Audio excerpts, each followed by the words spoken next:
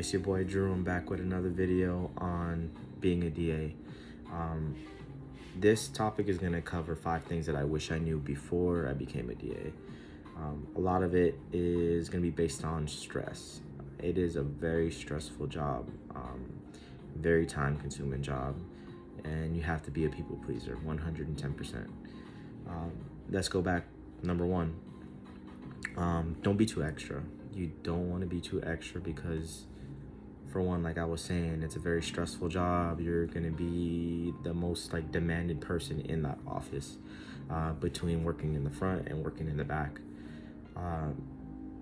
Granted that, if you are an expanded functions assistant, you're going to be a little bit more towards clinical side than you are going to be towards working front office. Number 2, you want to look for a private office. Don't look for a corporate office. You want to look for private office because those are the offices that are going to be willing to invest more into you, because you then become an asset to them, especially if you're really good at your job and you're good at standing your ground and talking like you know your stuff. Yeah, that's number 2. Number 3, everyone wants to know this part. It's the pay. The pay is not as good as a lot of people make it seem, but it does get better over time. You can expect to be started at least $24-25 an hour, depending on if you went to school for it, and if you have an expanded function certificate to go with your diploma or your degree, however, whichever way through school you took to get it. If you have your radiology license, that also adds towards your pay rate.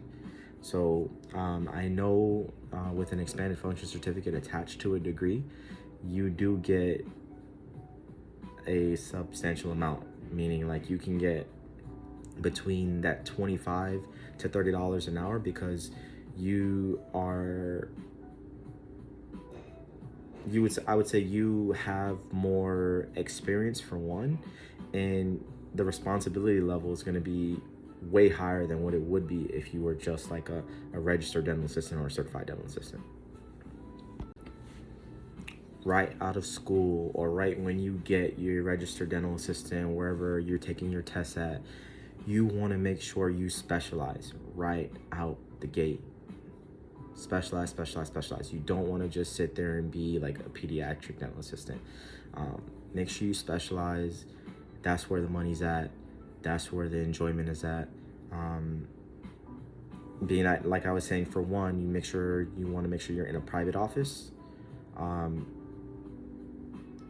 They're going to be putting more into their dental assistant, and if you specialize, learning right out of the gate, if you specialize, they'll help you with specializing in your role. When I say specialize, it's actually broken down into a couple different titles that you can get as a DA. A couple of them is going to be the expanded functions part. You can be a expanded functions dental assistant. You can be an ortho dental assistant. You can be a registered dental assistant. You can be a perio dental assistant. You can be surgical. So it's all a big bubble, and there's more specialties that you can get into once you get your foot in the door of it.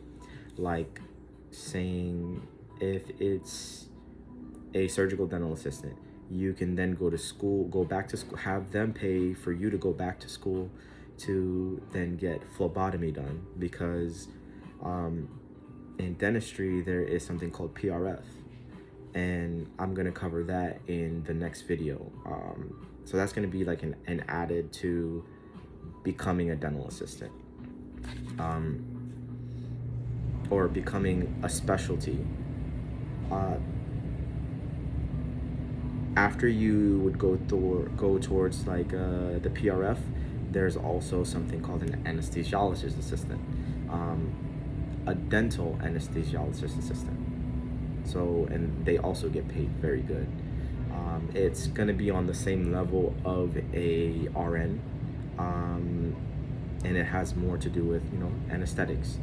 Uh, you become registered with the state of Florida or wherever you're taking your exam to be registered at. Number 5.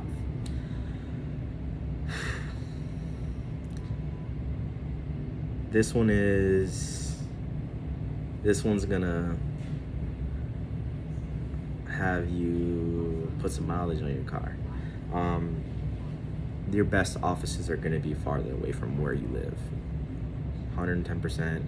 They're gonna be farther from where you live, but it's you making that investment to go and make that drive, which is, it's gonna add up, but it's gonna be worth it because you're gonna be put into, instead of like an employee office, you're gonna now consider this your family because this is where you're gonna spend most of your time.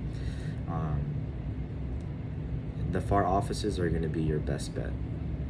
So don't let traveling ruin your mindset on, is this office even for me because it's so far from where I live. Take that little drive to go to that farther office than to go to a closer one and be upset every day when you get there. That was 5.